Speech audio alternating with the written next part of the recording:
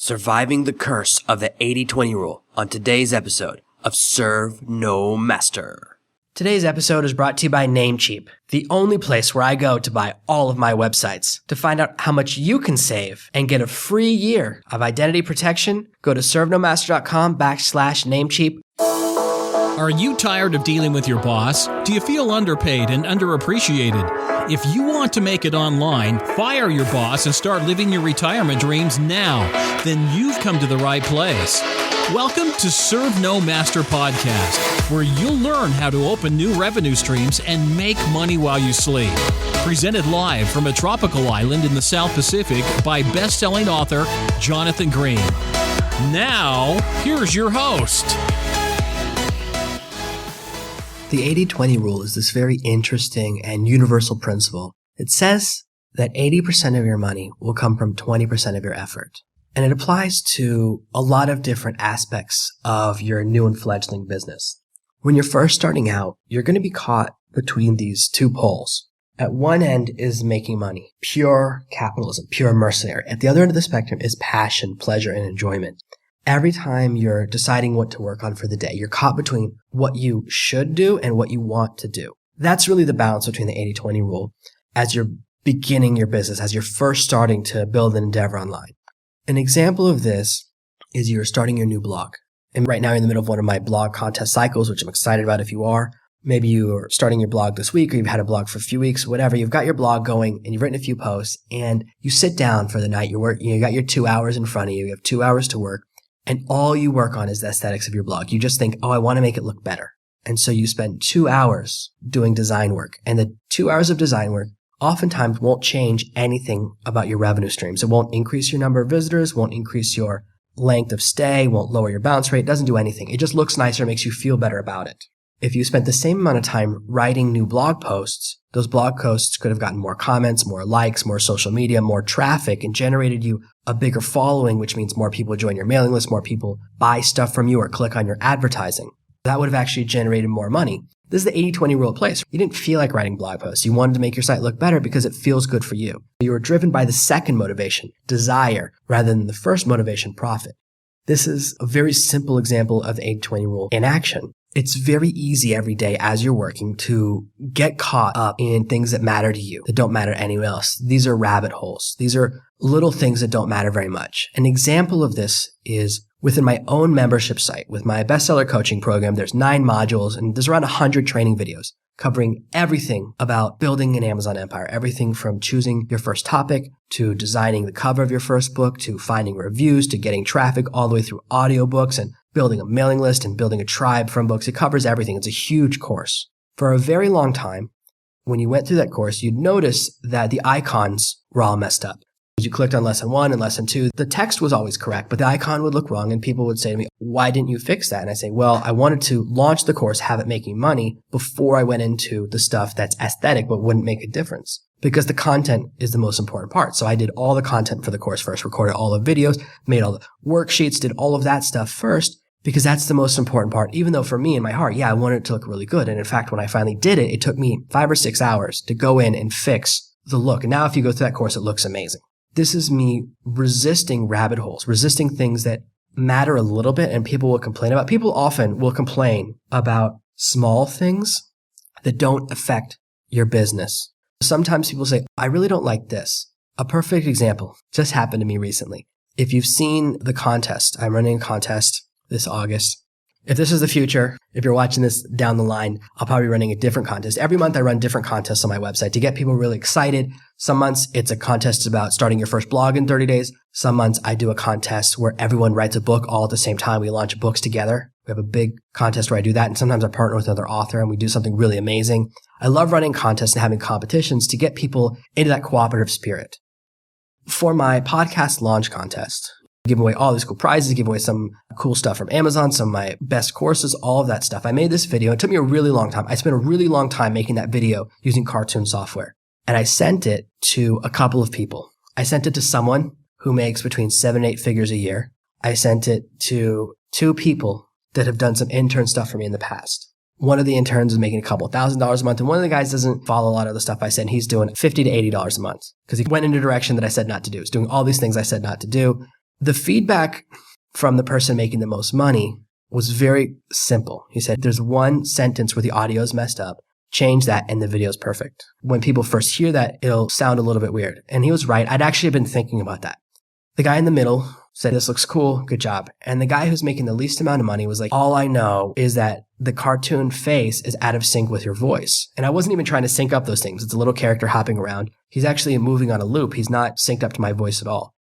So when you're getting advice, when you're listening to different people, you want to make sure you know the source. To fix the voice thing, it took me 20 or 30 minutes. I don't know why. I re-recorded the sentence like 10 times. It kept sounding the same. It sounded really echoey when I would say this one sentence. I have no idea why it was so weird. I had to redo it a bunch of times, but I fixed it, redid the video, re-uploaded a better version to YouTube. Now anyone who sees it will only hear it with the better audio thing. I fixed that.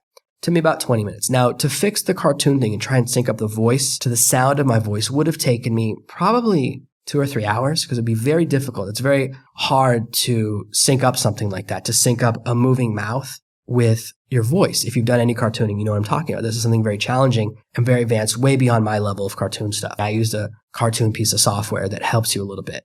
I could have spent my 20 doing something that makes the video way better, more profitable, or my 80 working on the same thing, working on the same video, doing something that doesn't matter because no one cares about that. No one else will look at that video and ever think, why isn't this 3-second loop of one of the characters on the screen synced up to my voice?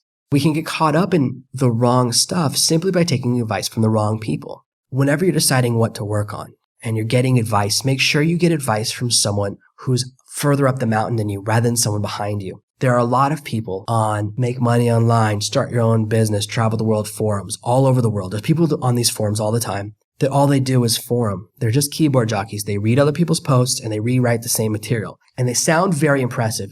There's a certain forum I've been a member for maybe 10 years, and I've only got a couple of hundred posts on there. But then there's other people that have 50,000 posts. And you see that, you go, wow, this guy has so many posts. He must be an expert.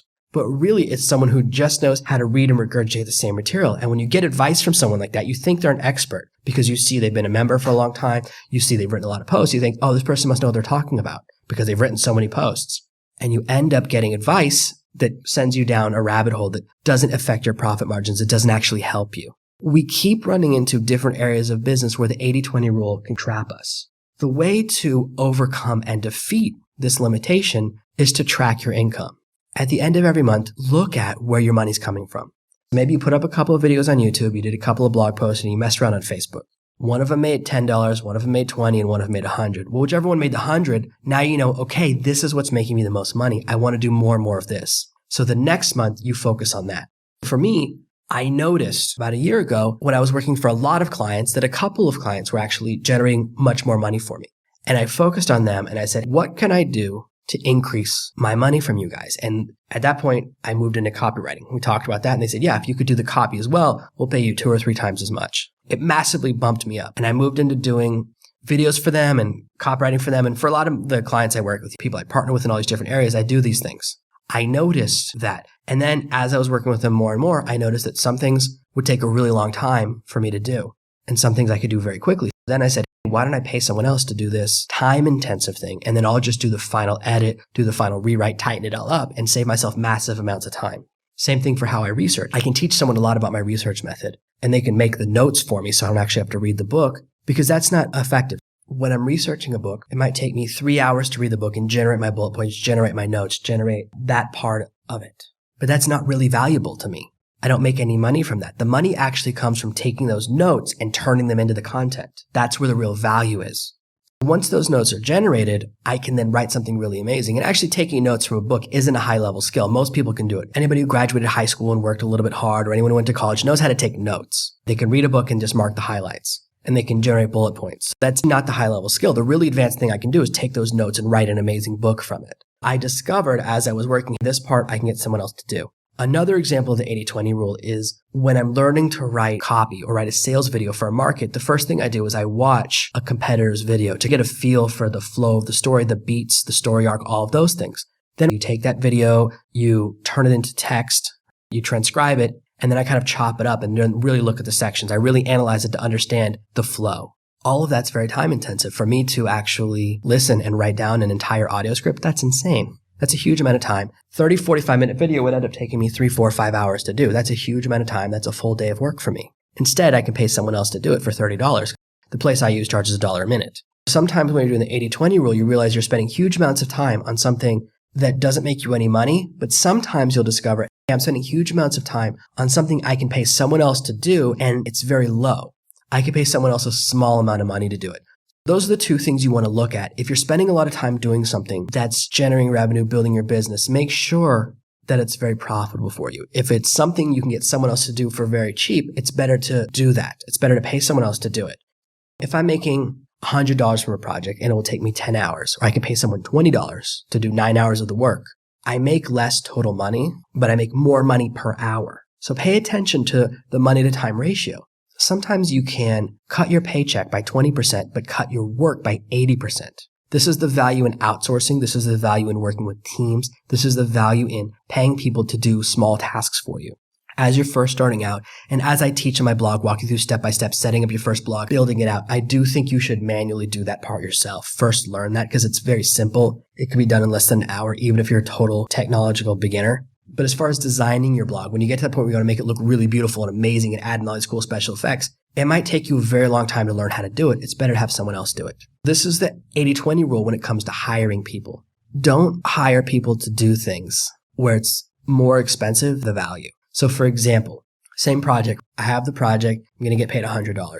I don't want to pay someone else $110 to do the work for me. I'm going to take a loss. And I don't want to pay someone else $90. I'm only going to make $10, and I'm going to end up having to manage them, work on it. I'll end up taking the loss. You want to pay attention to that ratio and make sure that there's a big spread between the value you're getting, whether it's someone else paying you or the amount of time it's saving you, and what you're spending. You don't want to pay someone $100 to save you an hour of your time. That's a very high wage. But you do want to pay someone $20 to save you 10 hours of your time. That's the difference. So you want to think about the value of the time you get back.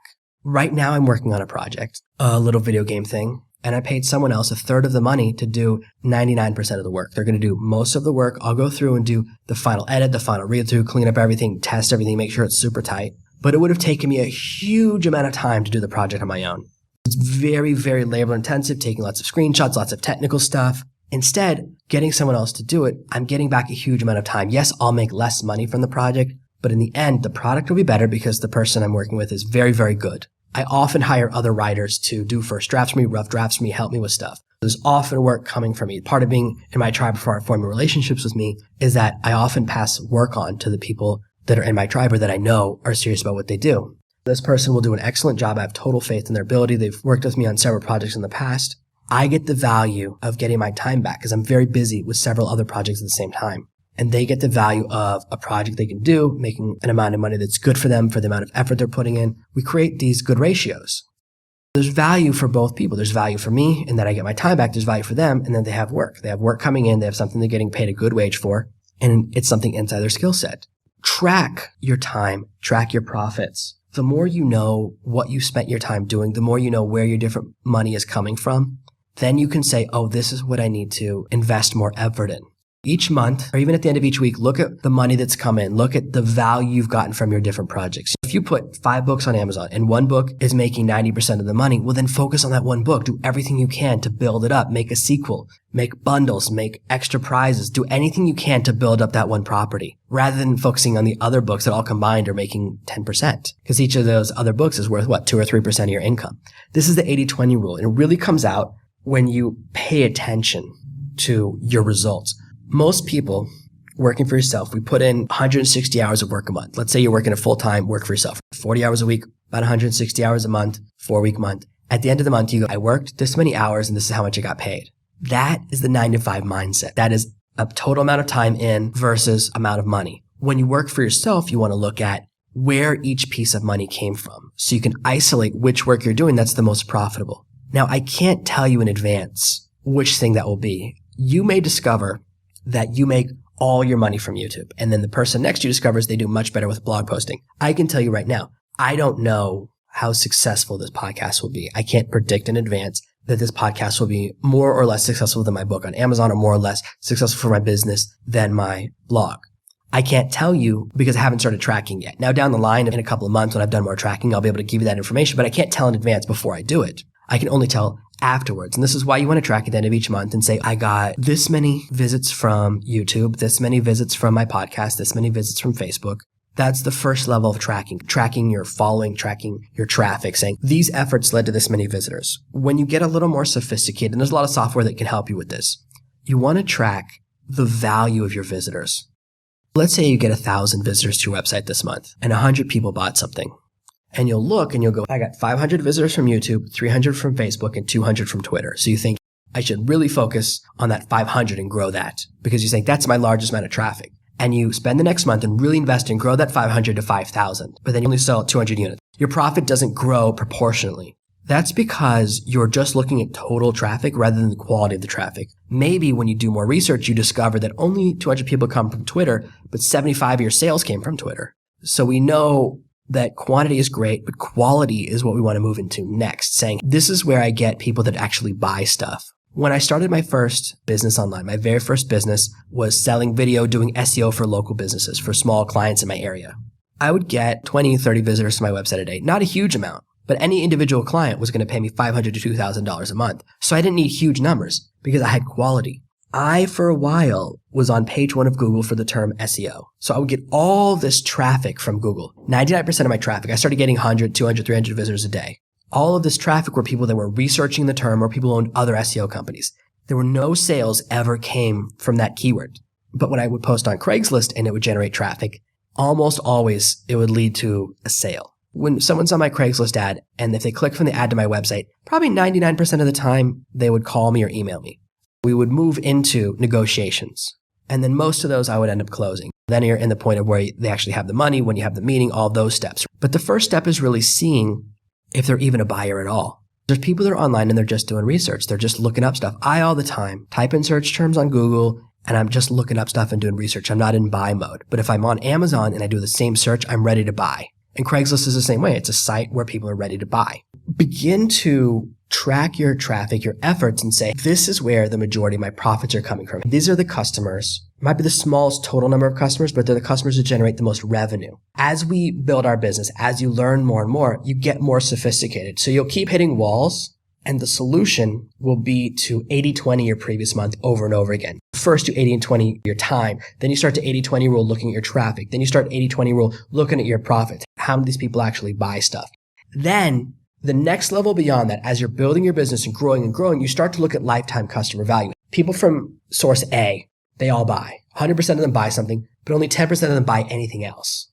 People from source B, 50% of them buy, but of those people, all of them buy 2 more products. So even though source B generates less initial sales, less short-term profit, long-term, they're 2 to 3 times more valuable. This is where you start to look at a term which is lifetime customer value. And that's where these numbers come into play as you're building a business. When you hear people saying these terms, this is the 80-20 rule. I want to invest in a place that generates the most valuable long-term customers. Each phase, as you build your business, you'll continue to run into these areas where what should I spend today working on? And looking at your past and doing accurate tracking will allow you with the 80-20 rule to make the right decisions so you become more and more efficient. And this is how you can keep making more money without doing big changes. And you can make the same amount of money by doing 80% less work. That's what's so amazing and so powerful about the 80-20 rule. To celebrate the launch of this podcast, I'm giving away some epic prizes. You could win an Amazon tab and have me personally turn you into a best-selling author. To win your part of over $20,000 in prizes, go to servenomaster.com/contest.